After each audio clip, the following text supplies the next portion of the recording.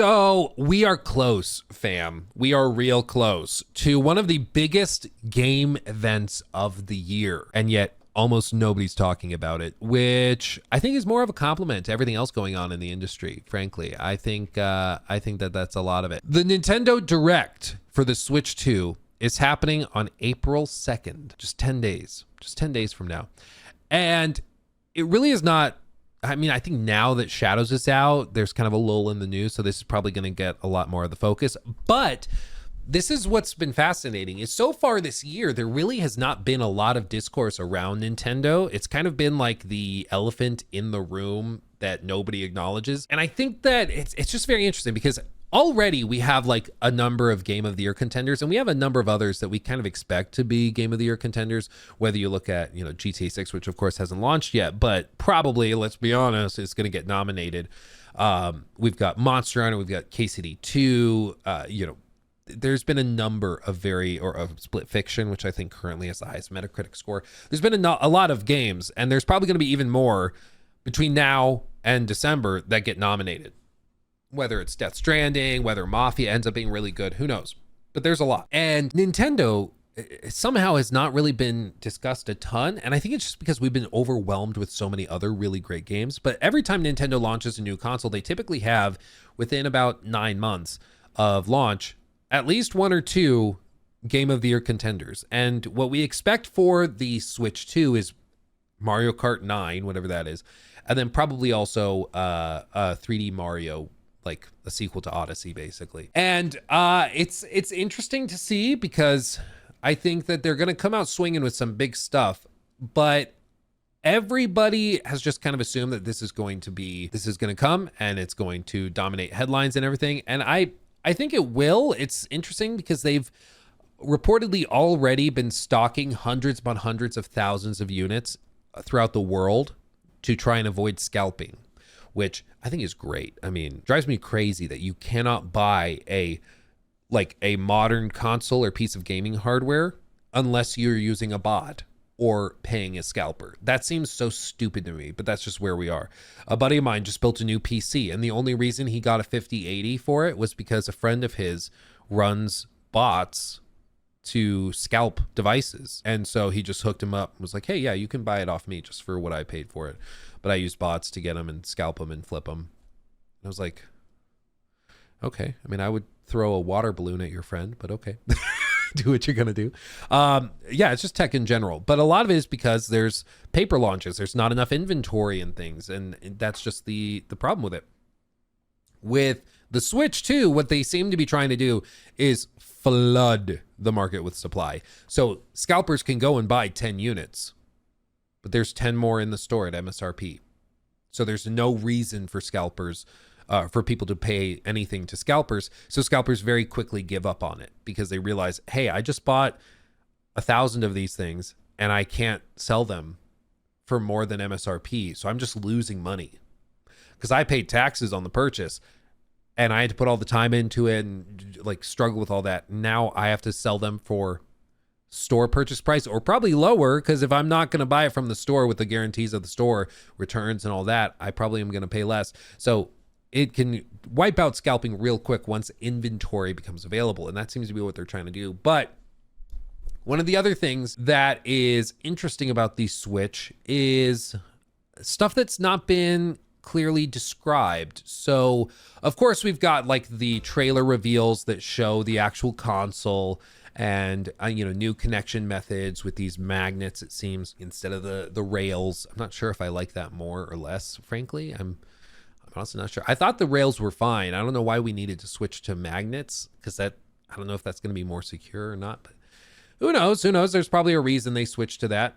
They made the controllers a little bit bigger. I'm sure it's going to be fine. It's rumored to have an LCD display instead of OLED, which is going to be a massive downgrade for most people that bought the Switch OLED, because switching from OLED back to LCD is going to look really crappy. And it's expected to probably have like a 1080p screen, maybe even still 720, but probably 1080p screen. It's a little bit bigger. And it's got new internals, of course, as you would expect. But the most, I think, impressive thing that has not been shown, because it's not something you can really show in a trailer like this, is that they're using, of course, NVIDIA hardware within it.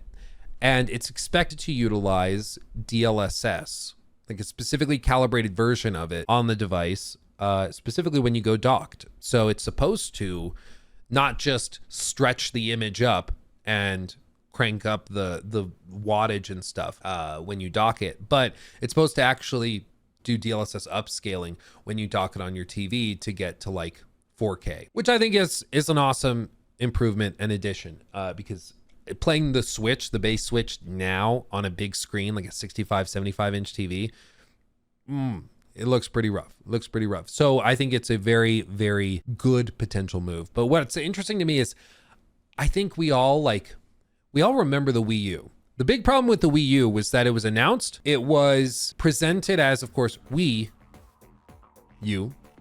So the logo was the same. A lot of people thought that it was just another Wii. And I remember stories of people being like, oh, I thought it was just a new controller for the Wii. I didn't realize it was a whole new console. And of course, it ended up tanking because people didn't know if there was a reason to upgrade. And I'm honestly curious if that was just an artifact of I think it was 2011, roughly. I don't know if it's an artifact of that time period. Nowadays, I think consumers on the tech side are way more savvy with the internet being, much more ubiquitous with TikTok, with streamers and YouTubers being more common. I think it'll be very clear that the Switch 2 is something different. It's an upgrade. Even if it looks kind of similar, I think people will get that it's new. But I do think they're going to have to come out swinging with some exclusives, because I don't know about you guys. I've not really touched my Switch in, I don't even know how long. I think the last time I used it was to play Astro Bears when I had some friends over. We played that for like 20 minutes and then put it away again. I brought my Switch to the Bahamas, thought I was going to use it like on rainy days. Oh, we'll play Mario Kart all together. I don't think we used it once in the 2 weeks we were there, because we were on vacation. It's good we were busy with other things, but I still was shocked that we didn't use it. Like, there just wasn't any push, And I think that if they have some of these like Game of the Year contender games, that could help this blow up. But I'm really, really interested to see how it actually performs, because this year is so crazy busy, so jam-packed with big releases. I'm not sure if the more hardcore gamer that is playing on PlayStation, Xbox, PC, whatever, I'm not sure if they are racing out to buy one of these. Wedgie donated $9.99 through Super Chat.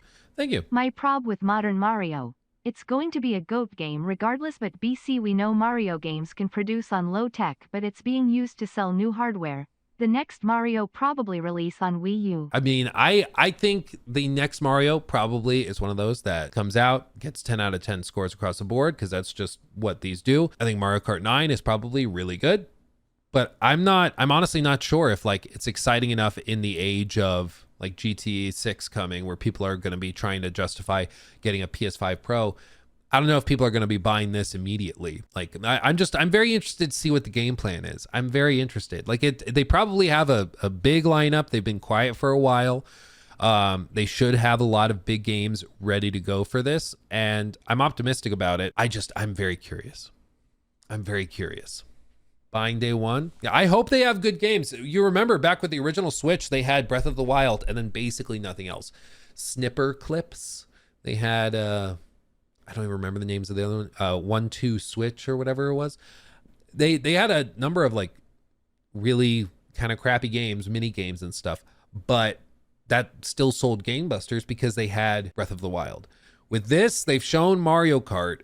We don't know what anything else they have is. And if it's just Mario Kart, I would find that a little underwhelming, but maybe still it could be worth checking out. It does come with the whole Switch library day one. And I think if they can announce that it comes with upgrades to those, now you can play Breath of the Wild at 60 frames. That I think is more appealing to people. I think that could actually get people to buy it. But I think that it's going to come down to those software announcements of what games they have, upgrades to previous gen games, that type of thing. I think that will be what moves this and gets it selling. Because I think if they announce that, you can replay Breath of the Wild or Tears of the Kingdom at 60 frames, and when it's stocked, it upscales with DLSS to 4K. Oh, okay. I'm interested now. I'm paying attention now, But if it's just you can play those games and then we also have Mario Kart, then I'm a little more underwhelmed, I'm definitely buying it if it runs at 60. If Breath of the Wild runs at 60. Yeah, I mean, that for me, I'd be like, oh, I can go back and replay that again. Now it's finally time. Tears of the Kingdom at 60. Yeah, dude. Price point. Well, that's the other piece. I think everybody, they've done a bunch of surveys and polls on social media. Pretty much everybody expects this to be $399. If it's more, the likelihood of people buying it, I think, plummets, because it's going to be hard to justify buying a Switch 2 when people are also in the back of their minds thinking, I got to upgrade to like PS5 or Xbox Series X if I haven't already, and maybe even PS5 Pro to be able to play like GTA 6 and some of the other big games coming later this year. So I think it has to be $399. Personally, if it's more than that, I would be shocked. But my guess would be $399. That's my expectation. Why couldn't it just be native 4K? I hate to think that some games could be. What some games could be. I think it's literally just power. They have to have everything on that console running inside that small form factor, and it has to be capable of scaling portably. And I just don't think they can swing that. I just don't think it works. And pretty clearly, like, the games still look really good. They still run very well. But I think gamers, ultimately what will convince gamers are the games. If they have good enough games, it will work and people will buy it in droves. But I really think if it's literally just Mario Kart and then it's like, yeah, and you can play old Switch games on it, I don't think that's super exciting. If it's upgraded versions of previous games, oh, I'm paying attention now. Ooh, I'm sitting forward. Let's check it out. But I think they have to have something more. They have to have like, oh, it's upgraded versions. It's running at 60 FPS. It's, that type of thing I think is more exciting and will move more copies.